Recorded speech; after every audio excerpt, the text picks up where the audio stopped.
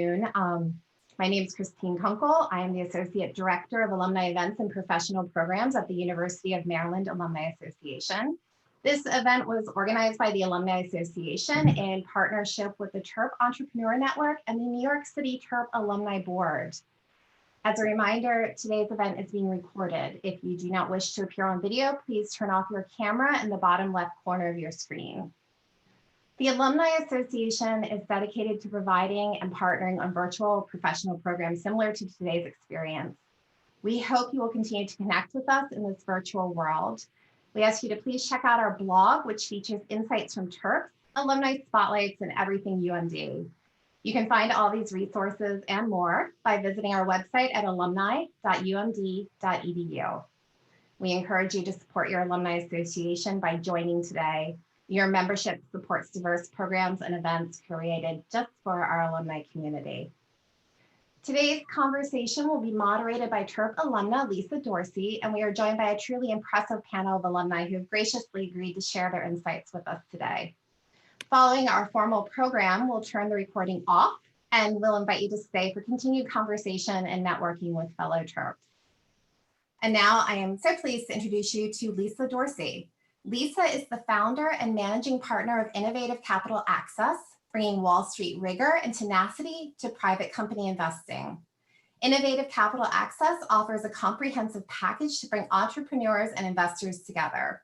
She's worked with both pre-revenue companies and those generating multi-millions. Her unique approach to distilling an investment thesis, determining the catalysts, and calculating valuation was honed over 20 years of being on the front lines of institution equity investing at major Wall Street firms and working with several of the top investors of our generation.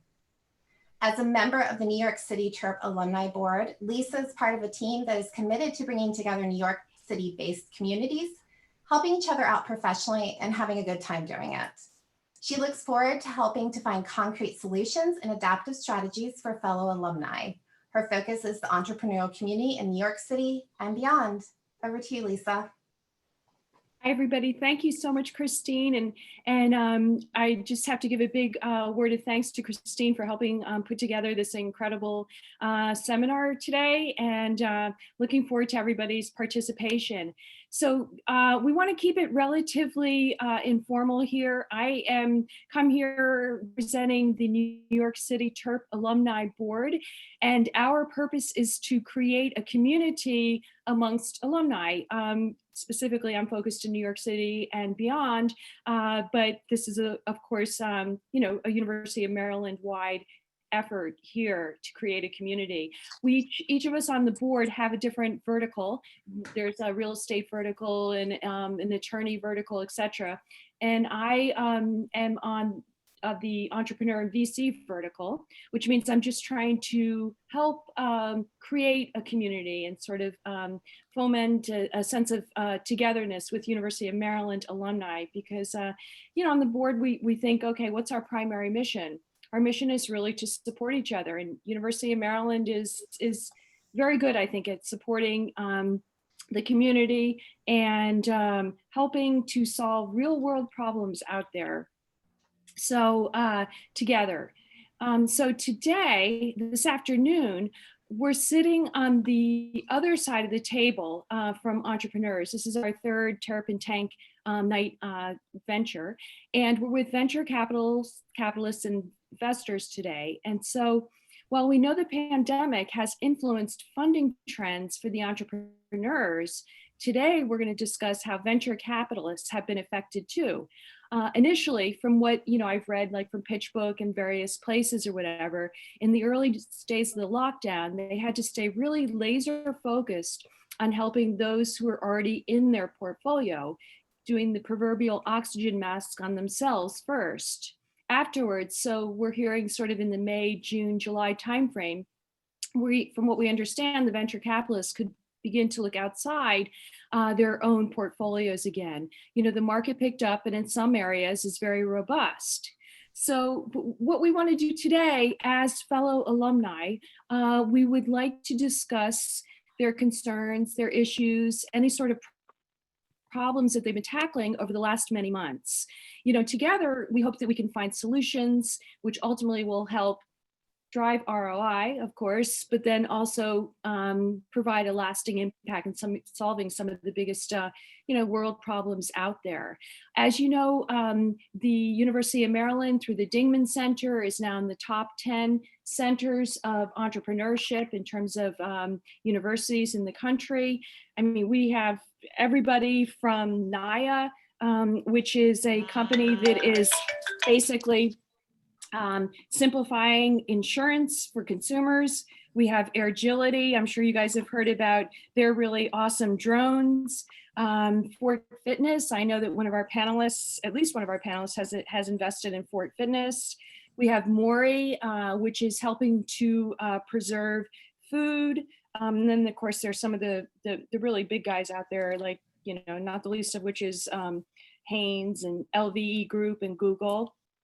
And then we have a lot of other players out there, including Startup Health and Dan Rothkind's company, and they're all together solving problems. But we think there could be even more cohesiveness. So today, what we're going to do is we are going to introduce our fellow alumna, Manpreet Singh, Wayne Kimmel, and Deepan Parikh, excuse me. And each of you can take about, say, 4 to 5 minutes to talk about your company, if you would, and maybe just discuss a little bit about what you invest in, and then we'll just get into some Q&A. I can lead that for a while, and then of course we'd love to hear from our audience, any questions that they may have for our panelists. So Manpreet, do you want to kick this off, please? Yeah, I was alum in 2003. I helped run a multifamily office. We focus on mostly private investments on the real estate and tech side. We've done a lot of later stage investments. Most notable ones are companies like Postmates, Carta, Impossible Foods, SpaceX, and Co-ECD. And do you want to talk a little bit more about like what your approach is to investing and any sort of other ways that you operate as a venture capitalist? Maybe just to give us a little more color as to what you look at, and are you early stage or later stage or? Yeah, so I would say we are structured as a multifamily office, and so we can do anything we want, and so we've probably done at least 20 seed or Series A investments in the last few years. The number one way we decide, I guess, to invest in a company is if we can add value in some shape or form. And so we normally ask the entrepreneur, hey, is there 2, 3, 4, or 5 people that can change your business that we can get you in front of? And if we can convince those 2 or 3, 4 people to invest alongside of us, we end up investing into the company. Oh, okay. I like that approach. It's kind of a ground up approach. I would say, are there certain sectors that you guys tend to focus on? It sort of sounds like it from the names that you mentioned, but just do you have those specifically delineated? Or? I would say we do a lot of marketplaces and a lot of SaaS businesses. Those are probably like the 2 main ones we do. We've also done a handful of consumer-ish names as well. Mm-hmm. Do you have an industry focus? Are you domestic or are you global or? Oh, we are global. We were investors in Ant Financial. We've done TransferWise overseas. We are in Paytm in India. We are looking at a company in Brazil called Madeira, which is the equivalent of Wayfair of South America. Wow. And we are investors in a handful of European companies as And well. you did Ant? We did Ant, yeah, a few years ago. Wow. Wow, that's like... It was exciting when it was going to go public, but I guess they're going to wait now a year or two. Let's see what happens. Somehow I think you're still going to realize a good return on that investment, though. Yeah, it should be good. Yeah. That's really exciting. Okay. Well, let's see. Wayne, we'd love to hear from you. And I know that you're involved in not only VC activity, but a bunch of different things, bringing communities together. Yeah, thanks, Lisa. And it's really exciting to do this. I mean, this is awesome. I mean, it's so much, it's funny. A lot of times around, I'll Deepan and I will bump into each other at events all over the country. And we'll get together. We'll talk Maryland. We'll talk Maryland basketball, Maryland football. We'll talk about just, what it was like being at Maryland. I wish I was there as at some of the times where Deepin was there, the teams were a little better. I graduated in '92, but I just saw Darren Port just joined, one of my closest friends and fraternity brothers from Maryland. So great to see him on this panel. And but look, I mean, this is great. I mean, this is a great thing that we're doing for each other. I mean, we're all Terrapins. We got to help each other, and this is awesome. So I'm hopeful that whatever we talk about today, or whatever the questions anyone has, or ideas or thoughts, that we can all figure out ways to help each other. And that's what we do, at 76 Capital. I mean, at 76 Capital, which is the venture capital fund that I started over 21 years ago, we're all about investing in smart, nice, passionate entrepreneurs that want to change the world. And we focus solely on investing in the startup space around sports tech companies, esports companies, and sports betting companies. And this has been our focus over the last 4 years. And quite frankly, it's been absolutely amazing. Really, when I first started, back in 1999, one of the first investments that I made was in a fellow Maryland alum, a fellow fraternity brother, a fellow, just good friend of mine who I hadn't seen for a long time. And that was Jason Finger, who was the CEO of Seamless Web, which then became Seamless, and then was sold to Aramark, and now is public as Grubhub. And it's just incredible. It was incredible to have that connection. And quite frankly, I hadn't seen Jason for 10 years, but another fraternity brother of ours named Steve Krein, you mentioned earlier, from Startup Health, we're also investors in that company. He said, you got to talk to Jason. We got together with Jason, and Jason built, an incredible business at Seamless Web. And you think back to those times when we first invested, when Jason first pitched me on that company, he's like, people are going to order food online, and I'm like, okay, instead of just faxing it in or calling in your order.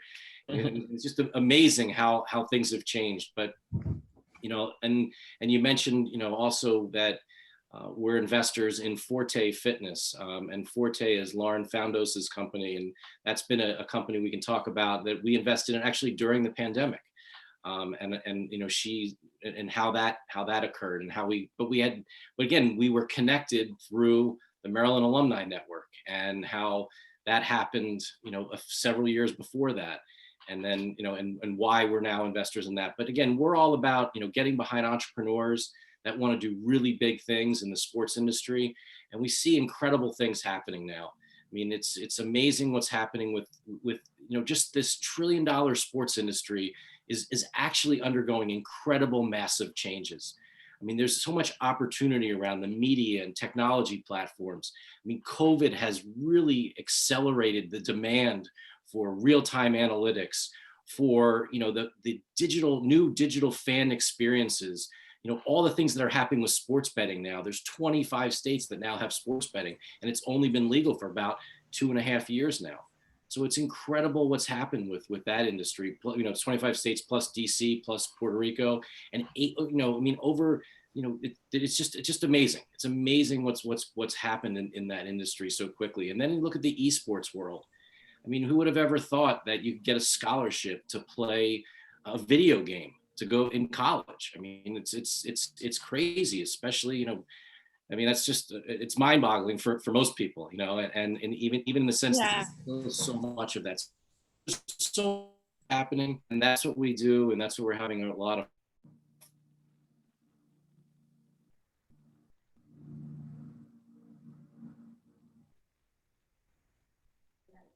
I think Wayne, you got a little frozen there. I think, are you unfrozen now? Well, Deepan, do you want to yeah, just absolutely carry on, and I'm sure Wayne will step back in during the questioning. Yeah, sure. So to echo a lot of what Wayne said, I mean, it's awesome to be able to speak to fellow alumni and talk more about what each of us are working on.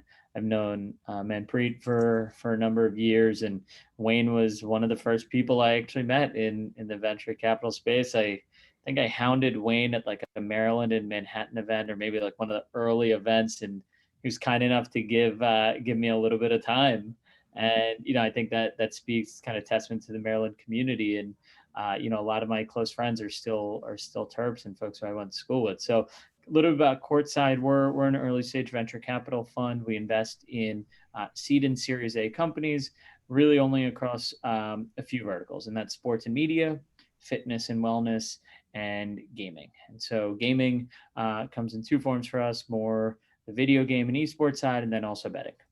And so we've invested in a total of 50 companies across both of our funds, stuff like The Athletic on the sports content side, StockX, which is a large secondary marketplace for sneakers and collectibles, Freeletics, which is the largest digital fitness company app in Europe, and then a number of other companies. We look all over. So out of our second fund, we've now invested in a company in Denmark, Canada, looking at a company in Finland right now. We made an investment in India. So we will really look wherever we see the most innovation and the best entrepreneurs. And so, the beauty of sports, fitness, and gaming, as Wayne can tell you, is it's universal. So people really it's community driven. And so what brings people together a lot of times is their beliefs around either a team they love or activities they really like or a game. And so, we're excited to be on here today.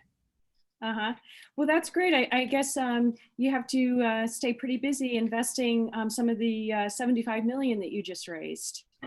Yeah, so we on that. That's fabulous. Thank you. Yeah, we're in we got a little bit left to go, but we're hopefully we'll have it wrapped up in very, very short order. So we're now investing fully out of that fund right now.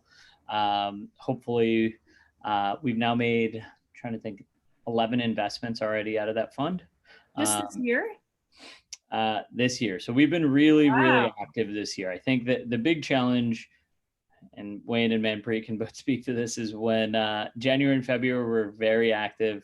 March and April hit, and everyone had to make the decision. Do you wait until you can meet the founders in person, or do you adapt to the times? And at first we're like, you know what? I don't know if we'll ever invest in a company without actually meeting them.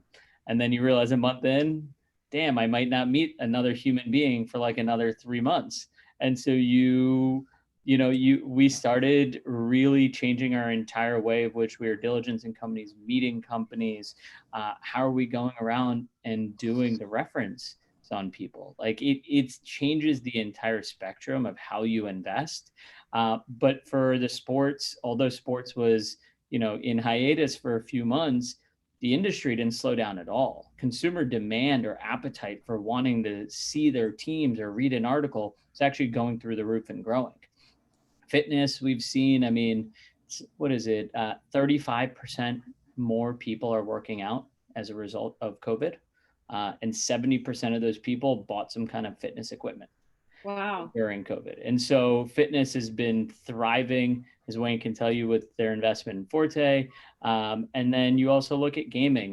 Gaming is probably one of the biggest beneficiaries of what's transpired over the last 9 months. And never want to say anything's a beneficiary of these tough times. But when you put 300 million people alone in their homes, a lot of games get played. And they have to do something, don't they? Exactly. And it's not just games that, are played on a Xbox or a PS5, but when you play a game on your mobile device, if I ask some of my friends, are you a gamer? They'll say no. I'll say, do you play games on your phone for an hour a day? They'll say, absolutely.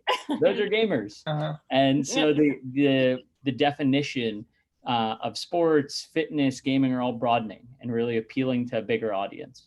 Well, yeah, just going back to what your comment was about equipment, I hear that that you can't even buy weights anymore, just simple free weights. Yeah. So that they're completely sold out or whatever. But that's actually a really nice segue into just, I had come up with sort of a list of questions for you guys, but I guess the first, one of the first ones was,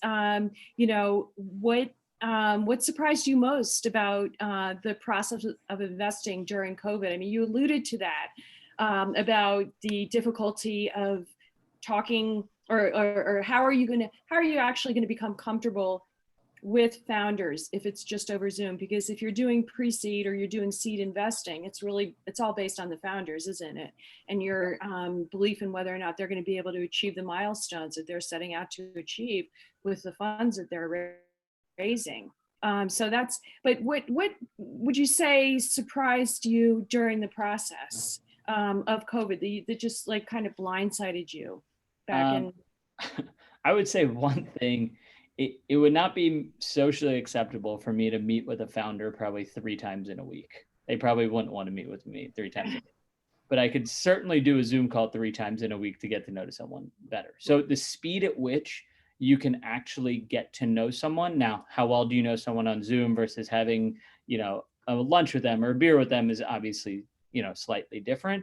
But the speed at which we got comfortable with people far faster in the world of Zoom than it was actually physically in person. Because a lot of times if we were looking at a company in San Francisco, we'd say, all right, we're going to meet you. I'll be back again in 2 weeks. Let's sit down again. So actually our window within which we did deals from meeting the companies to actually closing was accelerated during time of COVID. And I don't see that going back to the previous kind of time frame. I think there's always a mix, but I'd say on average, I think our time span has shrunk. So is that so instead of it taking like say 3 or 6 months or whatever would be the 3 to 4 months, then it would be more like 6 to 8 weeks, that sort of compression? Yeah. I would say in some cases it really depends. The first deal we did in COVID was a company called Gainful, which is a sports nutrition brand, and we met the founders in May, maybe end of April. We wired within 6 weeks. And so our process, I mean, we were working pretty tirelessly on it, and we were doing a lot of references on it in the model, but it was also an opportunity to get in at what we thought was a really good price. And so were they first-time founders? First-time founders, the CEO had been at a few companies, but they'd already built a pretty substantial business. Still a really small team though, but it helped that it came from another fund that we knew. And so, obviously that does help to some extent because they were also investing into the round. Manpreet, have you been using Zoom to assess, the potential companies that you might be interested in investing as aggressively, or how has that been for you and for your team? Yeah, we have been using Zoom. I would say we've been doing a lot of traditional phone calls as well. I'll speak a little bit more from the other side of it, so not just from investing in companies, but actually, I actually have outside LPs as well, as Wayne and Deepan do, I'm sure. That has been, pretty surprising to me because there are groups, overseas investors, I would say that we have in the Middle East and in Asia, who previously would never really like to invest with us had they not met us in person. And it was like a LinkedIn game. I would basically play with them when I'm talking to them, like, how do you know this guy? How do you know this guy? And like, because we would get back channel from other LPs you might have in the region, and they'll say, well, this guy loves, the SpaceX deal you're doing, and he wants to put in, $1 million, but there's no website you have. There's not much on press about you guys, and how do we trust that you guys are real? And it's funny, like there were multiple investors that ended up happening to go to college with some of my cousins and just found it through LinkedIn randomly, and like a week later they wired $1 million to us, right? So wow. I was thinking like 10 or 15 years ago, like how would LinkedIn didn't exist, right? Or how would you be able to get that comfort that we are able to do today, right? No more pesky third-party marketers for you, huh? So you don't have to pay them those nasty fees, Yeah. So how about you, Wayne? Did you have a similar experience either from your own LPs or companies that you're investing? Like, how did you start to feel comfortable? Because obviously had you known Lauren, for instance, before the pandemic? I think you had, didn't you?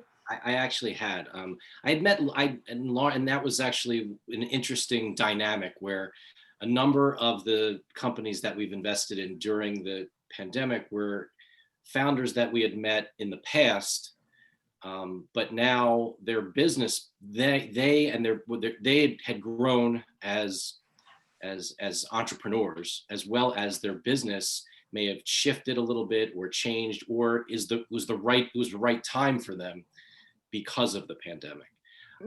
So that's been one of the things. But again, this has been crazy. I mean, being someone that really loves to be out there and be on planes and trains and meeting with people and being in the room with people, and as many of you kind of some know, like I love to talk about filling up my right pocket with business cards and going out and handing out business cards and collecting as many as cards as possible and trying to take those contacts and turn them into relationships. I mean, that's what I love to do, and couldn't do that in a physical way. I mean, I haven't given out a business card since March. I mean, I'm shaking, I really am.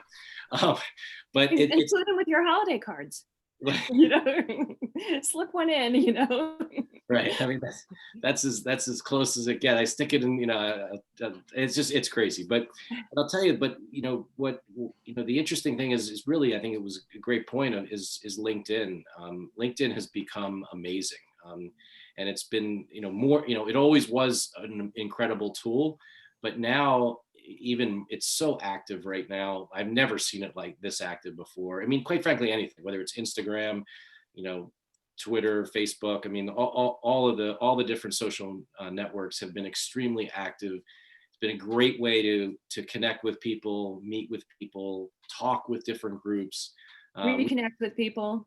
Yeah, I mean, and look, and we've at 76 Capital, we started our 76 Capital Leadership Series, where we interview executives, entrepreneurs, and athletes within the sports industry. That has been a really great way to network and an opportunity to talk with people. You have an hour with them, just you and them on the screen, and then there's a lot of other things that that have come from that. I mean, some really exciting things have come from that. So it's been different. We've all had to definitely adapt to this, like everybody. But as Deepan said, I mean, it's a different world talking with entrepreneurs, and because you really like to see them in quote unquote real life settings. This is now real life, so it's the new real life. But we used to like to see them in restaurants. How did they treat the server?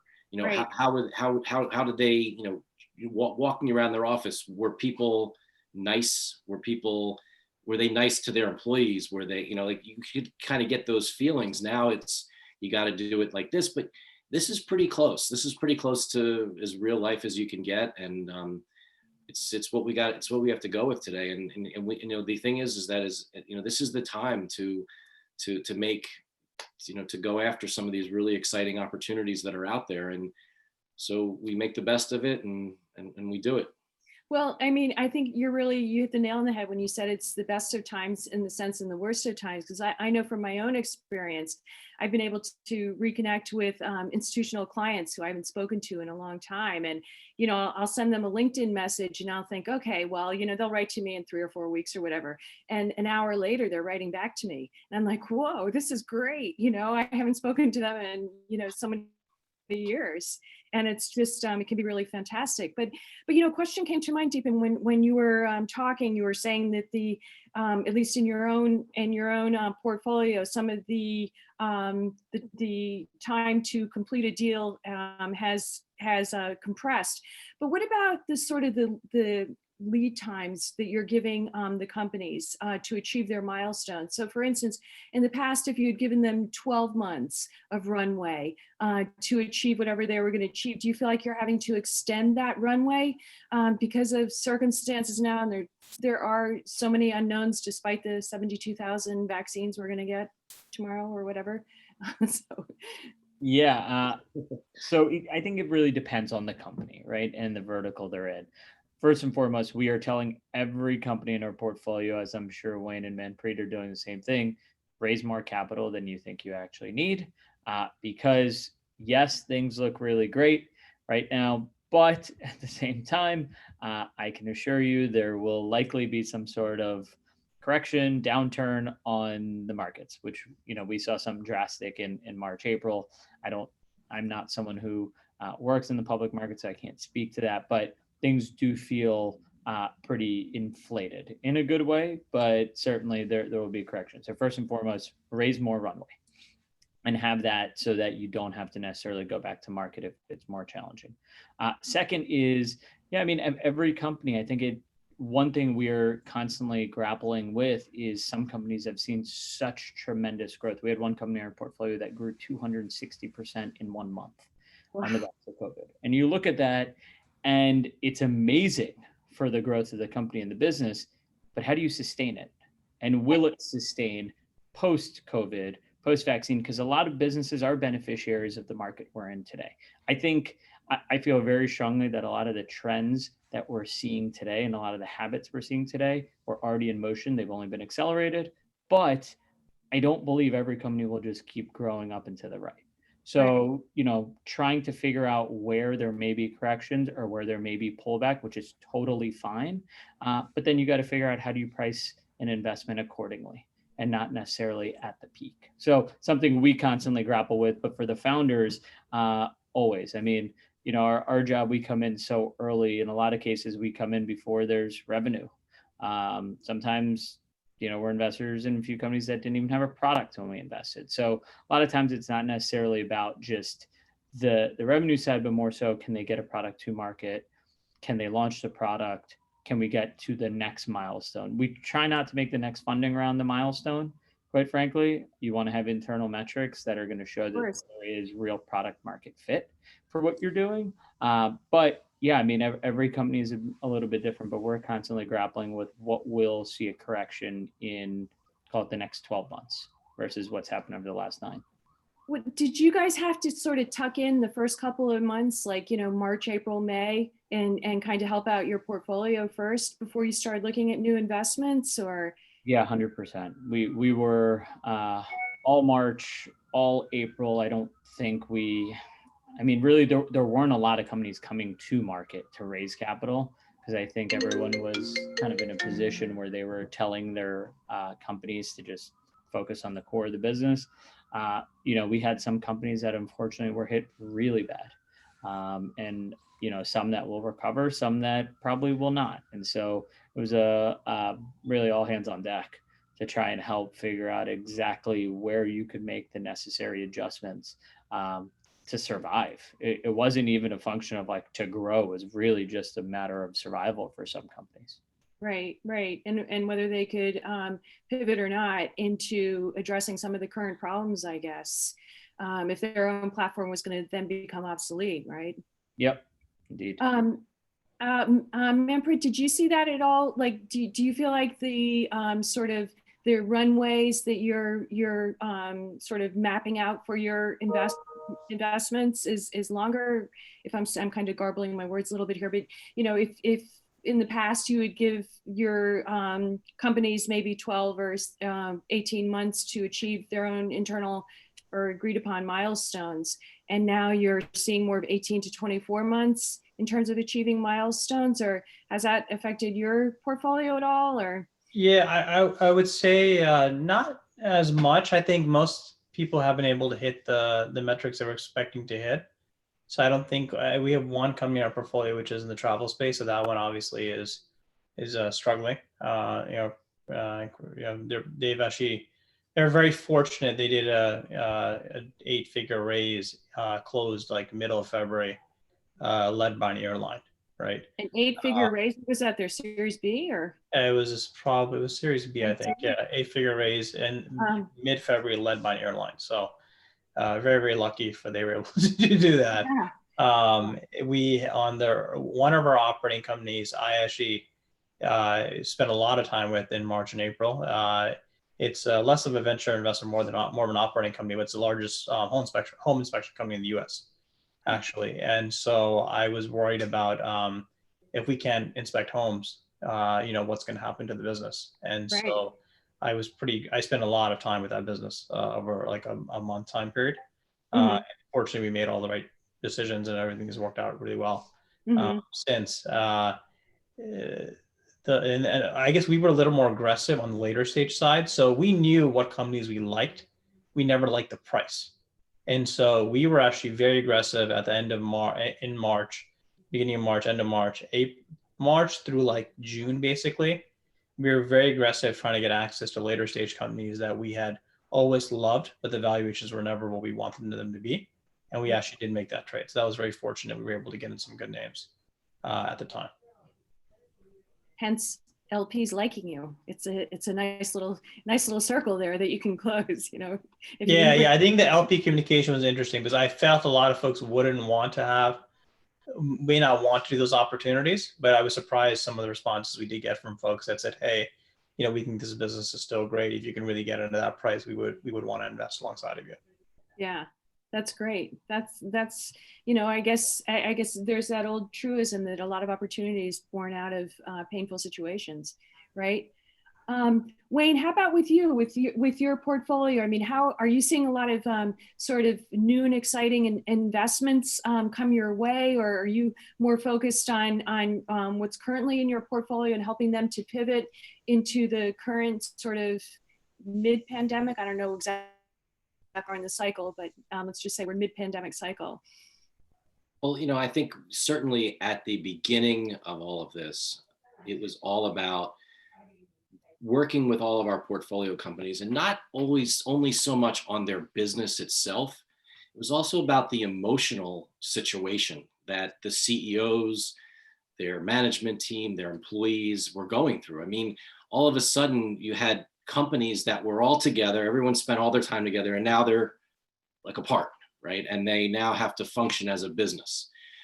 And, you know, look, there's a lot of, you know, mental up and downs, you know, kind of, you know, that a lot of these entrepreneurs had to deal with. So we spent a lot of time really helping them, really talking to them about how they can move forward as individuals, as leaders, as you know, of their businesses, and helping them think through that part of it. And also, you know, really encouraging them to move forward and think about, you know, what can you do right now in this situation? You know, whether it's like our baseball tech company, you know, Diamond Kinetics, those guys, right? How can you, Little League, you know, was canceled. Okay, well, what about creating something to allow you to play at home, to use this incredible baseball over my left shoulder, or the sensors in the bats? How do you play at home, and how do you enable an incredible experience that's a physical experience, it's a digital experience that allows young people to have a really good time? So we started to think about how we do things a little differently. That's something that was really important. And at the same time, for us at 76 Capital, you know, it allowed us to think about our business and think about what can we also do. And one of the big things that we did was we actually started a whole new division, hired a president to run this division, and we started our 76 Capital Sports Advisory business, where we advise teams and leagues and conferences and brands and athletes on these emerging areas of sports, whether it's sports betting, whether it's esports, whether it's the media side of things, whether it's social responsibility.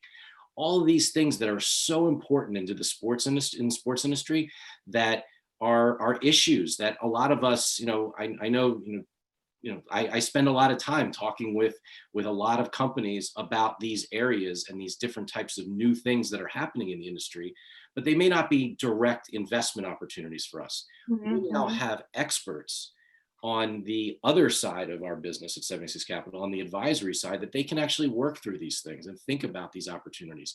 We created something called Athletes' Voices that enables athletes to be able to use their voice for social change, for social justice. There's an event that comes on right after this event tonight. It's called Athletes' Voices at Heart, and it's based at Harvard University. And we're working with guys like Steve Kerr and Pau Gasol and David West and some of and Evander Kane, some of the biggest athletes out there, and who really are using their voices and Torrey Smith, who's Terp, who's also involved with us, and we were able to do some really interesting things within and around the sports industry that allows us to stay more active and within the overall community.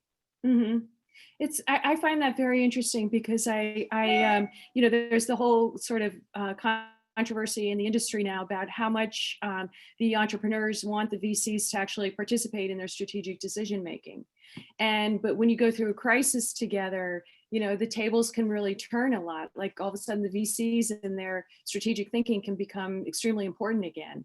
Whereas maybe some of the entrepreneurs before that, beforehand were getting these great valuations. They were having people, come into their deals. And so they were maybe not as thinking of that sort of partnership with their VCs. They're trying to keep them more at an arm's length or whatever. But I hope that we can together as a community, like as a University of Maryland alumni, we can establish some sort of like forum that we can talk about, specific ideas or general concerns or whatever, to just because I think the real guts, the real ideas are there. It's just and they've been executed, and it's just continuing to execute on that. I think what I should do now is I wonder if there's anyone in the audience who would like to ask Manpreet or Wayne or Deepan some questions. Is there anybody who who would like to ask a question? Hey Lisa, I have a question. Sure, go ahead. First, thanks for setting up the panel, Lisa, and thanks Wayne, Manpreet, and Deepan. This was really great, really helpful. I'm curious, in doing your diligence now, is there one thing that you didn't really look into or that you found during COVID that you look into more that you think is going to continue in a post-COVID world that maybe surprised you, or something that just really got uncovered now? Anyone can answer. Well, look, I'm happy to take that. I mean, for us, I think it's raised the bar even higher as to the kind of person that we want to invest in. We're really all about, our whole philosophy at 76 Capital is, I mentioned earlier, is to find, entrepreneurs that are passionate, they're smart, that are nice, and want to change the world. And, when we talk about nice, I mean, it's all about this idea of of people that we want to spend a lot of time with, that we want to, take their calls at 11 o'clock at night after a long day of now Zoom calls. Used to be running all over the place, but and being able to help people. Like, so you really have to, for us, it's about, finding, even spending, figuring out even more about that person and seeing if that's the kind of person, because look, as was, Deepan mentioned, all of our companies don't go to the moon. Like, we can totally talk about them. They're great. They're amazing. Everything's amazing. Right. But at the same time, it doesn't always go that way. And there are some of our companies which are amazing today that weren't that amazing maybe even a month ago. That's how fickle this whole world of venture capital is. But you have to be able to want to be with that person and spend time with them and figure things out and work through problems, and sometimes even have serious disagreements, but be able to, like you playing someone in sports, after the game, you're fighting in tooth and nail and you're knocking that person down. But then after the game, you shake hands and you say, good game. But you have to also have that same kind of a relationship, I believe, with the CEO of the company that you're an investor in, that you can have a really hard conversation with them, but be like, look, we have differing opinions. It's all good at the end of the day. Mm-hmm. Yeah, I mean, I'm happy to add to that. I think, in terms of process, like I said, I think processes are evolving. Everyone is changing their ways, whether you're a large corporate or an LP or, as a fund or startup, we're adopting to the times. I think, I was reading a great post yesterday on like the new Roaring 20s, which instead of the 1920s, we'll see the 2020s. I think there's so much pent up demand on the parts of people that I believe that there's going to be a whole new genre of innovation that comes out. I don't think I've been this excited in terms of timing to be investing in this stuff, because there's so much that people have, no matter what, I know trends are changing, but people revert a lot of times back to their normal ways to some extent. So I think concerts are going to be unbelievable coming out of this. I think you're going to see live events going through the roof, sporting events. So, I'd say it's less about, are we doing things differently, and probably looking at areas that we may not have looked at as hard previously. I also think that there's a lot to be done on the international side. So we were looking international in our first fund, a little bit in the second fund.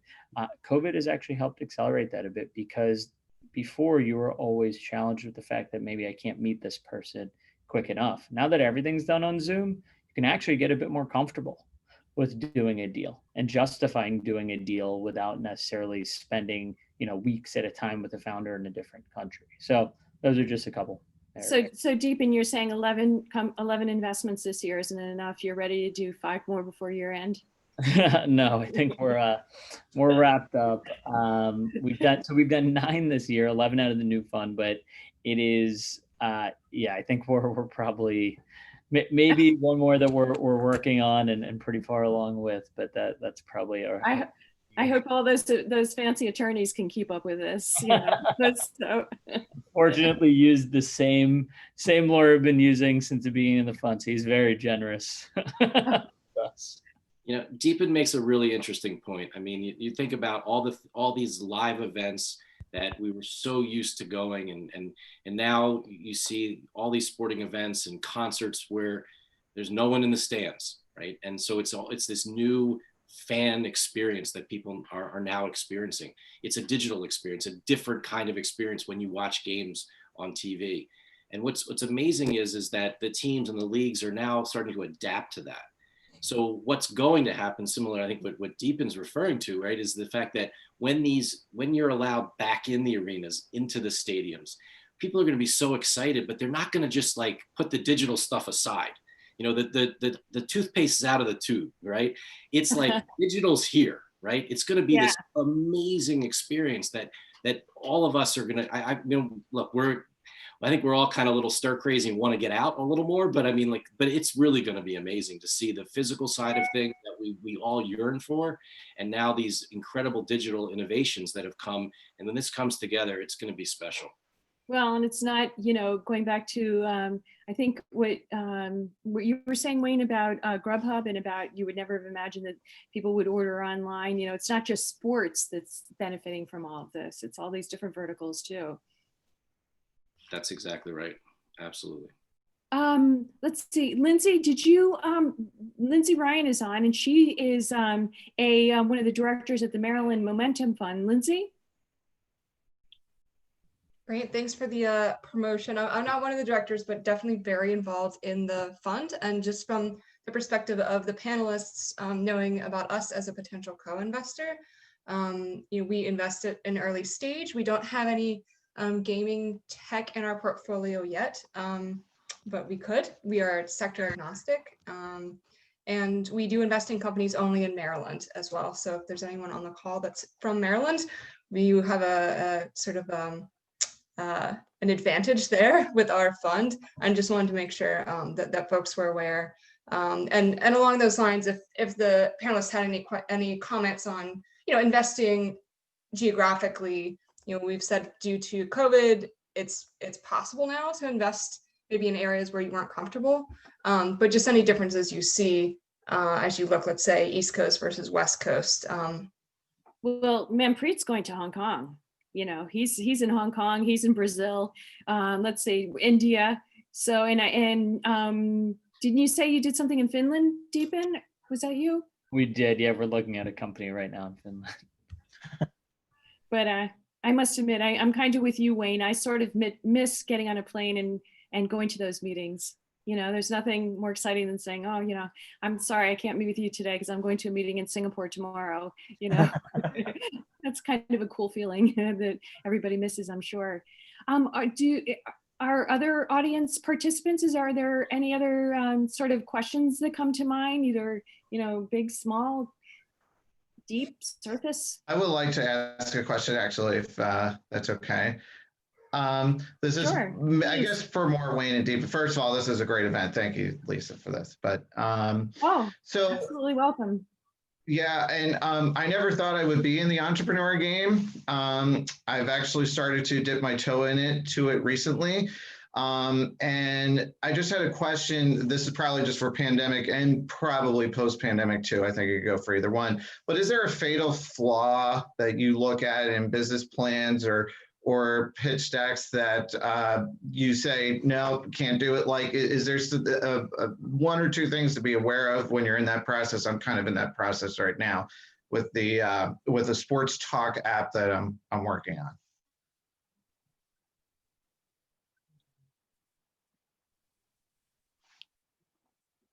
I can take that. Okay.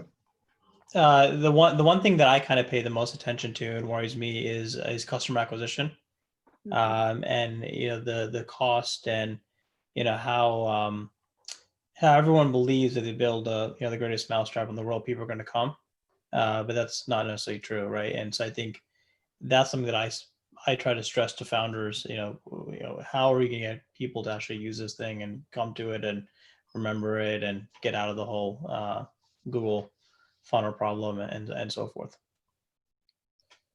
Yeah, that's a really good point. I mean, it's amazing sometimes how long it can take. It can take industries to adopt something new. Like, that's one of the reasons why NIA is such an important company. I don't know, are you familiar with them? They're University of Maryland. Yeah. Yeah, and they actually they did a really decent raise. I think it was about $3 or $4 million during the pandemic. And they found their lead investor during the pandemic, but they are simplifying insurance and bringing it to the consumers. And so, people are signing up for that, and they're making it easier. So that's an example of something that's actually, their customer acquisition strategies is working.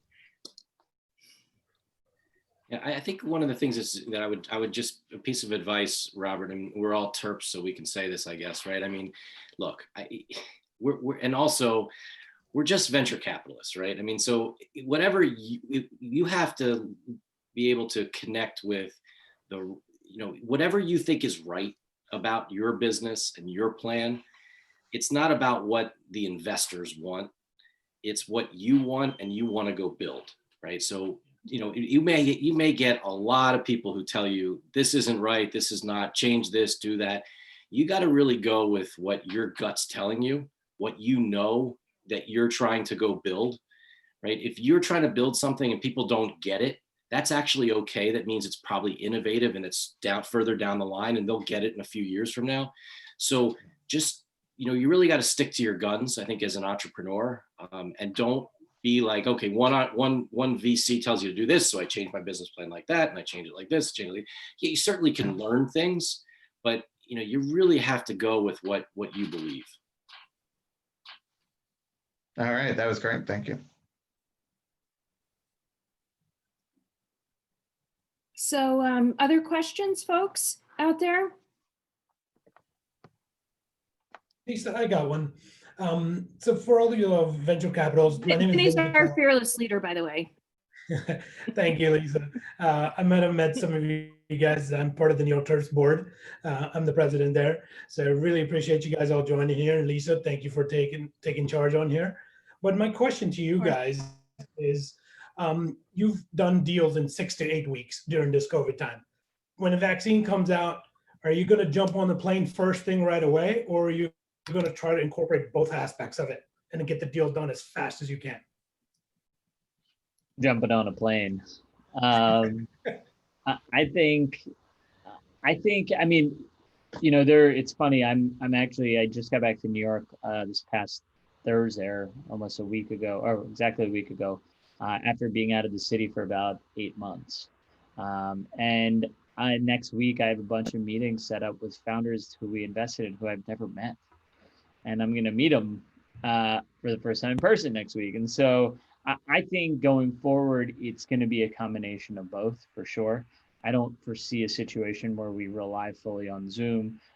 Certainly there are just some things that simply, when you were forced to do one thing, which was Zoom, 2 options you had was sit on the sideline entirely or keep proceeding forward with Zoom. Now that when we have the optionality back to travel, I believe one thing that will happen is I used to do more frequent trips. I think I will do less frequent trips, but probably a bit of a longer trip.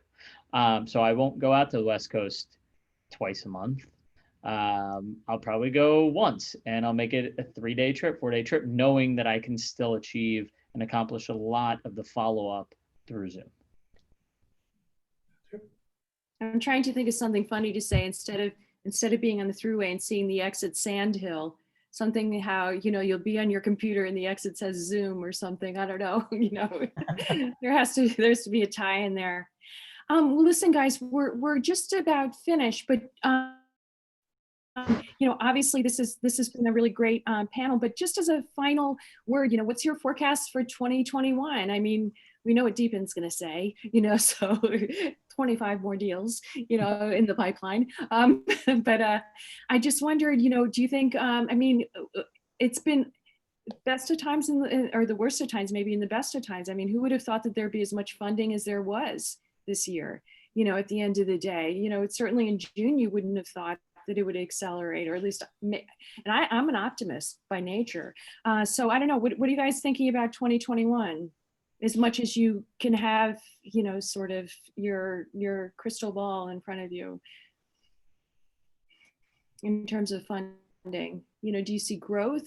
Do you see it sort of flattish in terms of venture dollars spent? I personally think it's going to continue to be very, very strong at the earlier stages and later stages.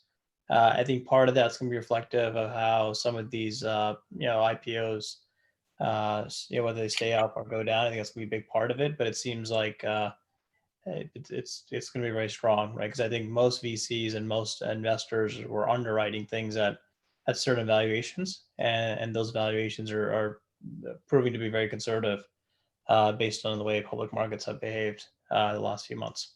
Right. I'm not nearly as much of an expert on the public markets as Manpreet is. I believe the gravy train keeps rolling in terms of private markets, in terms of dollars coming in. I think funds are only getting larger. I do believe that there will be more competition in the later stages as funds need to put far more capital to work. So, increased competition. I think there's going to be a ton of innovation coming out. I'm not necessarily convinced that, private markets are necessarily valuing the fundamentals as much as they are just the brand, which is totally fine because things do inevitably catch up. But for a private market investor and for private companies, I think it's an incredible time to be out there right now. That's great. I love hearing that. Wayne, what's your forecast for 2021? Yeah, I think for 2021 and beyond, especially in the sports industry, we have the belief that over the next 10 years, the sports industry will be one of the biggest growth industries in North America. And I include North America because I think, just with what's happening in Canada right now, very soon they'll likely in the first or second quarter of next year, they'll have federal sports betting, which will be incredible. We believe that the sports betting industry will go from 25 states and DC and Puerto Rico up to over 40 states in the next 18 to 24 months. We already had last month of October of $3 billion bet legally in the United States. We think that number is going to just continue to grow exponentially.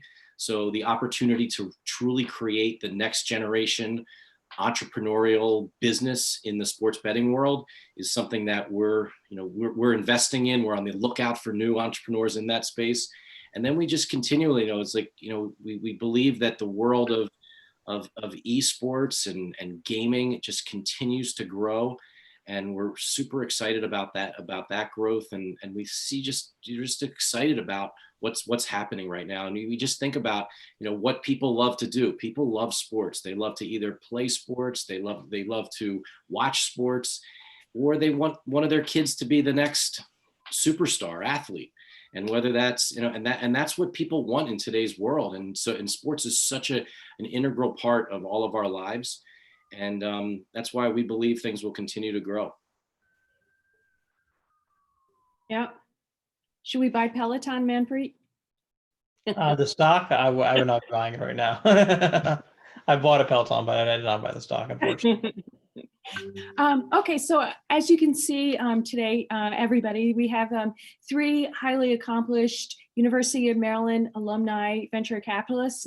It's very exciting. I know there are many others in the audience who are also venture capitalists and investors, and And what we as the Terp board members here in New York City hope to do is to have events where we get together and we just talk about the business as alumni, sort of in a, you know, not really competitive, but rather sort of collegial way, and get together, get to know each other, you know, possibly, you know, share contacts, share deals, as it were, just to sort of, you know, continue the good feelings that we all have with University of Maryland.